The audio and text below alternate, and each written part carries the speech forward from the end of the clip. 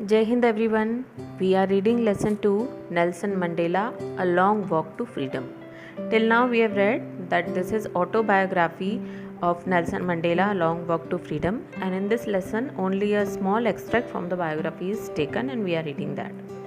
So we have read that the ceremony is named as the inauguration ceremony, and we have read that second deputy president, first deputy president and Nelson Mandela has already sworn in, and we have read the speech of Nelson Mandela. So we are going to read the part second of this lesson today. A few moments later, we all lifted our eyes in awe as a spectacular array of South African jets, helicopters and troop carriers roared in perfect formation over the Union buildings. It was not only a display of pinpoint precision and military force, but a demonstration of a military's loyalty to democracy, to a new government that had been freely and fairly elected. कुछ ही पल बाद, मतलब वो अपनी swearing in ceremony और उनके address के बाद वाली जो सेरेमनीज प्लेस हुई उनके बारे में बता रहे हैं कि कुछ ही समय बाद हम सब ने अपनी आंखें मतलब आश्चर्य से ऊपर आसमान की तरफ उठा दी, जब स्पेक्टेकुलर मतलब आकर्षक, शानदार, एरे मतलब पूरी लाइन साउथ अफ्रीकन जेट्स की, हेलीकॉप्टर्स और ट्रूप कैरियर्स। जेट्स मतलब जो एयरप्लेन अपन नॉर्मली देखते हैं, जो फाइटर एयरप्लेन्स होते हैं जिसमें एक या दो लोगों के बैठने की जगह होती है। Helicopters we all know. Troop carriers मतलब वो बड़े बड़े हेलीकॉप्टर्स जो कि मिलिट्री के मतलब बहुत सारे फौजियों को एक जगह से दूसरी जगह जाने में यूज़ करते हैं। जैसे कि हमारा जो इंडियन हेलीकॉप्टर है C-17, तो वो आपने बहुत बार देखा होगा, बहुत बड़ा हेलीकॉप्टर होता है, उसमें बहुत ही सारे लोगों की बैठने की जगह होती है। केदारनाथ ट्रेजेडी हुई या ऐसे समय समय पर जब भी आर्मी लोगों की रेस्क्यू के लिए मदद करती है तो वो लोगों को एक जगह से दूसरी जगह ट्रांसपोर्ट करने के लिए या फिर सामान पहुंचाने के लिए C-17 हेलीकॉप्टर का इस्तेमाल करती है। तो that is the troop career.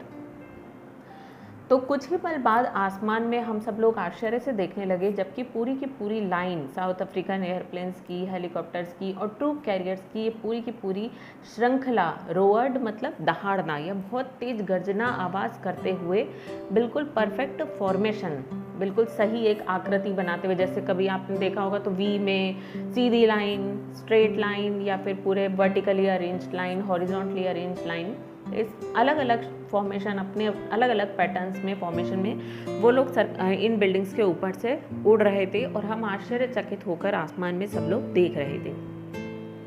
It was not only a display of pin point precision. Precision मतलब एक्यूरेसी, मतलब बिल्कुल एक्यूरेट होना। प्रिसीजन मीन्स एक्यूरेसी, जहाँ पर बिल्कुल भी गलती ना हो। तो पिन पॉइंट प्रिसीजन मतलब जो सुई की नोक जैसी गलती की भी गुंजाइश नहीं, क्योंकि आप इमेजिन कर सकते हो आसमान में अगर इतने सारे प्लेन्स उड़ रहे हैं इतनी फुल स्पीड में, और वो कोई सड़क तो है नहीं कि हमने खिड़की से बाहर झांक लिया और हमें गड्ढों का और पड़ोसी अड़ोसी सब अंदाज़ा लग गया। तो वो सब नीचे टावर से कंट्रोल होता है, आप लोगों ने इतना पढ़ा है आई गेस। तो ATC से कंट्रोल होता है, एयर ट्रैफिक कंट्रोल उस टावर को बिल्कुल उनको एक पर्टिकुलर पाथ बताती है जहाँ पर उन्हें चलना होता है। तो उसमें उनके पास सुई की नोक जैसी गलती करने की भी गुंजाइश नहीं होती, क्योंकि वो इतनी सी भी अगर गलती होगी तो उसका नतीजा क्या होगा आप इमेजिन कर सकते हैं आसमान में। तो पिन पॉइंट प्रिसीजन मतलब सुई की नोक जितनी गलती की भी जहाँ पर गुंजाइश नहीं है, ठीक है। तो वो कह रहे हैं कि ये जो इतना डिस्प्ले हो रहा था ये ना केवल पिन पॉइंट प्रेसिजन का मतलब टोटली एक्यूरेसी, ज़ीरो एरर का प्रदर्शन था और मिलिट्री ताकत का प्रदर्शन था, बल्कि ये डेमोन्स्ट्रेशन मतलब डेमोन्स्ट्रेट करना मतलब दिखाना, प्रेजेंट करना मिलिट्री की लॉयल्टी मतलब वफादारी, जो इस डेमोक्रेसी लोकतांत्रिक सरकार के प्रति उनकी जो लॉयल्टी है उसका भी ये डेमोन्स्ट्रेशन था इस लोकतंत्र के प्रति, इस नई सरकार के प्रति जिसको पूरी आज़ादी से और फेयरली मतलब जस्टिफाई तरीके से, पूरे न्याय संगत तरीके से जिसको चुना गया है। तो उन एयरप्लेन्स की उन फॉर्मेशन का जिक्र कर रहे हैं कि ना केवल उससे पता चल रहा था कि कितनी मिलिट्री के पास ताकत है और कितनी 0% एरर में वो लोग काम करते हैं, बल्कि किस प्रकार मिलिट्री वफादार है इस सरकार की। ये दोनों चीज़ें इस प्रदर्शन में दिख रही थी। Only moments before, the highest generals of the South African Defence Force and police, their chests bedecked with ribbons and medals from days gone by, saluted me and pledged their loyalty. I was not unmindful of the fact that not so many years before they would not have saluted but arrested me. And finally, a chevron of Impala jets left a smoke trail of the black, red, green, blue and gold of the new South African flag. कुछ ही पल पहले, कुछ ही समय पहले south African की जो ये रक्षा सेनाएं थी, डिफेंस फोर्स थी और जो पुलिस थी, उनके सबसे हाईएस्ट जनरल्स मतलब उनके श्रेष्ठ पदाधिकारियों, जो उच्चतम पदाधिकारी थे, उन लोगों ने मुझे सैल्यूट किया था और अपनी लॉयल्टी का प्लेज लिया था। प्लेज मतलब संकल्प लिया था। उनकी चेस्ट, उनकी छातियाँ बीडेक्ड मतलब भरी हुई थी, सजी हुई थी। Ribbons and medals from days gone by. Days gone by मतलब बीते दिनों में जो उनको मेडल्स मिले थे, जो रिबन्स मिले थे, उन सब से उनकी छातियाँ सजी हुई थी। तो उन लोगों ने मेरे सामने अपनी लॉयल्टी का संकल्प लिया था, स्वेर इन किया था। I was not unmindful of the fact. Unmindful मतलब बेखबर होना, कि ऐसा नहीं था कि मैं इस तथ्य से बेखबर था, मतलब मैं बहुत अच्छी तरह जानता था कि not so many years ago, मतलब ज़्यादा समय पहले नहीं, मतलब कुछ समय पहले ही, मतलब आज से कुछ समय पहले ही उन्होंने मुझे इस तरह सैल्यूट नहीं किया होता, बल्कि मुझे अरेस्ट किया होता। क्योंकि हम पढ़ चुके हैं नेल्सन मंडेला ही वो मेन फिगर थे जो कि साउथ अफ्रीका की स्वतंत्रता के लिए, इस भेदभाव को ख़त्म करने के लिए लड़ते रहे थे। और हम पढ़ चुके हैं कि 30 साल उन्होंने अपनी ज़िंदगी के जेल में गुजारे हैं। तो यही वो पुलिस और यही वो मिलिट्री थी जो कुछ समय पहले तक उनके इन स्वतंत्रता सेना संग्राम के पीछे पड़ी थी, रोकना चाहती थी और बार बार उन्हें अरेस्ट करती थी। तो वो यही कह रहे हैं कि आज मैं प्रेसिडेंट बना हूँ, आज ये लोग मुझे सल्यूट कर रहे हैं, पर आज से कुछ समय पहले तक इन्होंने मुझे अरेस्ट कर लिया होता। और अंत में शेवरॉन मतलब वी पैटर्न में जो आसमान में एयरप्लेन्स उड़ते हैं उसको शेवरन पैटर्न कहते हैं।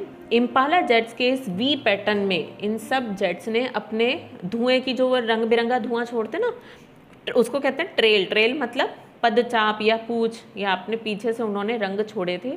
साउथ अफ्रीका के नए झंडे के जितने भी कलर थे, black, red, green, blue and gold, ये सब वी शेप में वो लोग आसमान में रंग धुआं छोड़ते हुए निकले। Alright, the day was symbolized for me by the playing of our two national anthems, the vision of whites singing Kosi Sikalal Africa and blacks singing Die Stem, the old anthem of the Republic. Although that day neither group knew the lyrics of the anthem they once despised, they would soon know the words by heart. उस दिन को मेरे लिए वो दिन मेरे लिए symbolize था। सिंबलाइज मतलब सांकेतिक दिन था जब हमारे दो राष्ट्रीय गान उस दिन बजाए गए, गाए गए। वाइट्स लोग, जो गोरे लोग थे, वो नया नेशनल एंथम गा रहे थे, कोसी सिकलल अफ्रीका, और जो अश्वेत लोग थे उन्होंने रिपब्लिक का पुराना वाला नेशनल एंथम डाई स्टेम गाया। ठीक है, गोरे लोगों ने कौन सा गाया? स्वतंत्र अफ्रीका का, और काले लोगों ने कौन सा गाया? पुराना वाला। ऑल्दो मीन्स यद्यपि। यद्यपि उस दिन दोनों ही ग्रुप्स को, मतलब काले और गोरे दोनों ही ग्रुप्स को एंथम की वो लिरिक्स नहीं पता थी। They once despise. डिस्पाइज मतलब तुच्छ समझना, धिक्कारना, नफरत करना। लेकिन उनको जल्दी ही ये लिरिक्स जो हैं, ये शब्द जो हैं एंथम के, बाय हार्ट मतलब रट जाएंगे। ठीक है, इसके आगे का हम अब नेक्स्ट वीडियो में पढ़ेंगे। Thank you.